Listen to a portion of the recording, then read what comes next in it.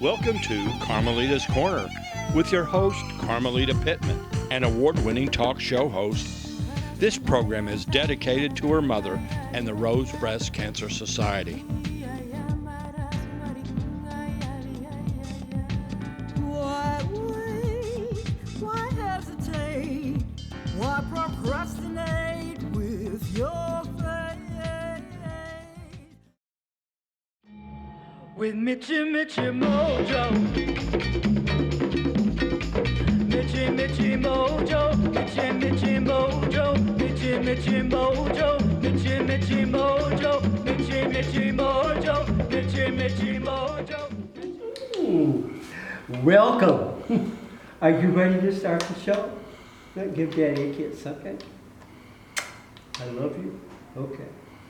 Okay, we are Gary Jones at the Blackstreet USA Puppet Theater here in Los Angeles, and we are inside my workshop, which is located in the Nate Holden Performing Arts Center. As you can see, there are puppets behind me, and he's going to pan around, and you can see there are many puppets that are unfinished, and they probably have a sign on them that say work in progress.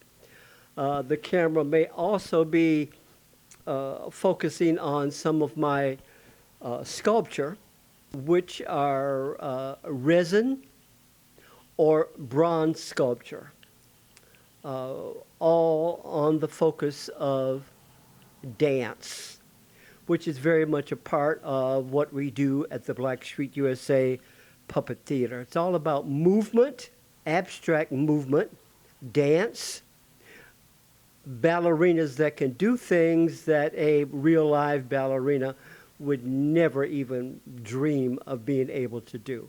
Blackstreet Puppet Theater began in Chicago in 1974.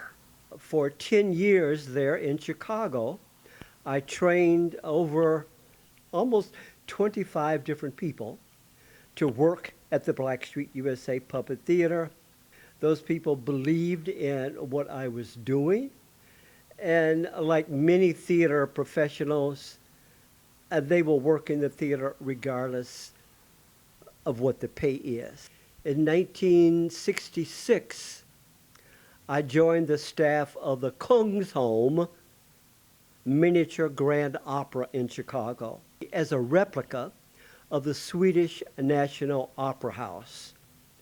Obviously, a very wealthy person put this venture together, and he was an opera lover. That's all that was in the repertory. They performed grand opera to recordings with puppets that were about the size of a Barbie doll. My first exposure to puppets was as a teenager. I was 16 years old. One had to be 16 to attend the puppet opera. This was not an entertainment for children. I attended and saw my very first puppet production, Madame Butterfly in Italian. That's where it all began. About 8 or 10 years later, I returned to the puppet opera and more or less applied for a job, and they hired me as their scenic designer for the upcoming repertory. The first program that I designed and built by hand in wood was a production of Porgy and Bess, followed by a production of My Fair Lady. Beyond that, there was the Broadway musical Gypsy, the Broadway musical The King and I, and then we got back to opera, and I designed the fourth act of Bizet's Carmen.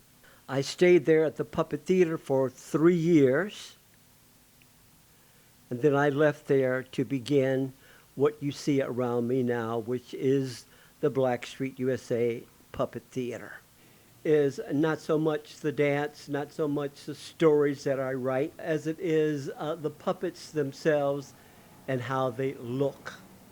I am frustrated when someone, usually white, asks me, "Oh, why do I have so few white puppets?" There are thousands of white puppets on the planet. How many black puppets in a professional arena are there? The puppets that I have built are celebrations of African Americans in this country. The primary focus when you look at a Blackstreet USA puppet, they have a very full lips. They will probably have a fairly wide nose, and they will certainly not have, very straight hair. These are biological, or are the biological truth of Africans of the world. Full lips, wide noses, nappy hair. The very same things that have been used for centuries to downgrade people of color. So therefore, I celebrate the wide lips. I celebrate nappy hair. I celebrate wide noses.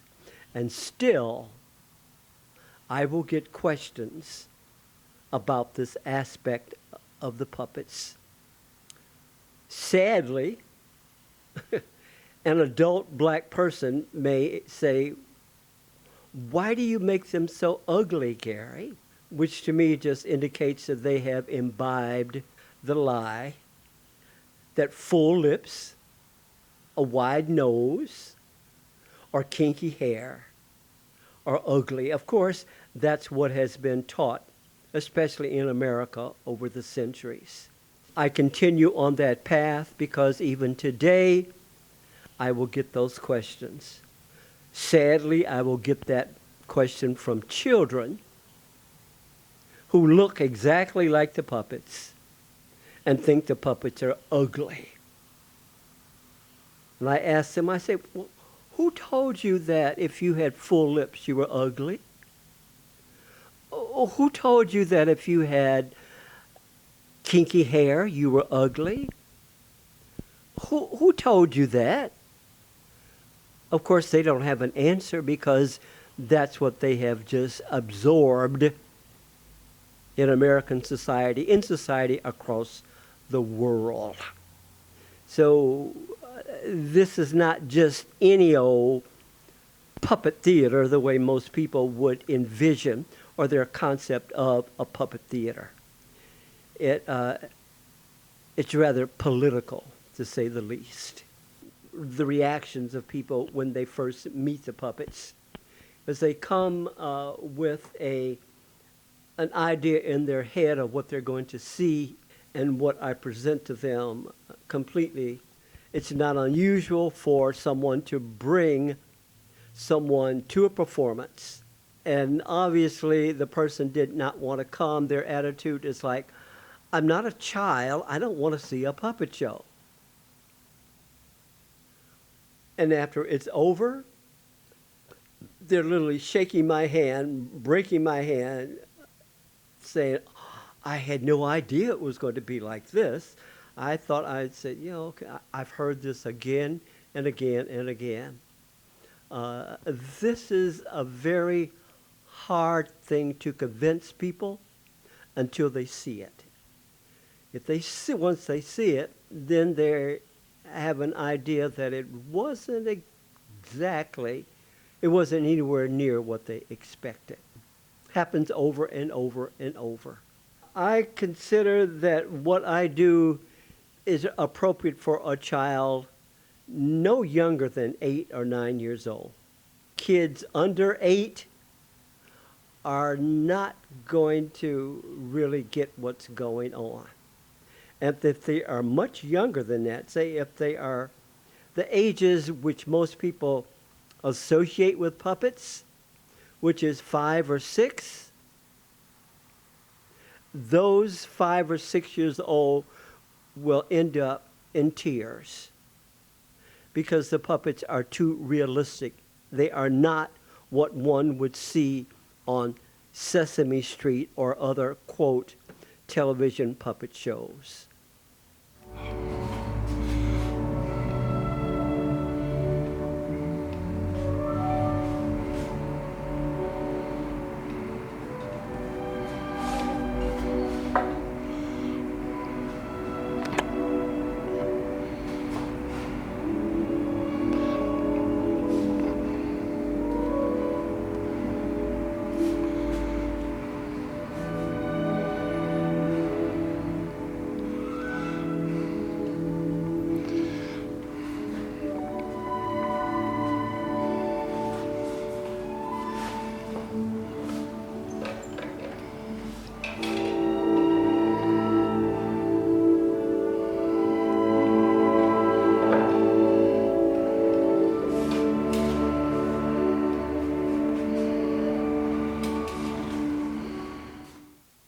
Puppets have a power that puppets would tell the truth, and puppets could also tell a lie.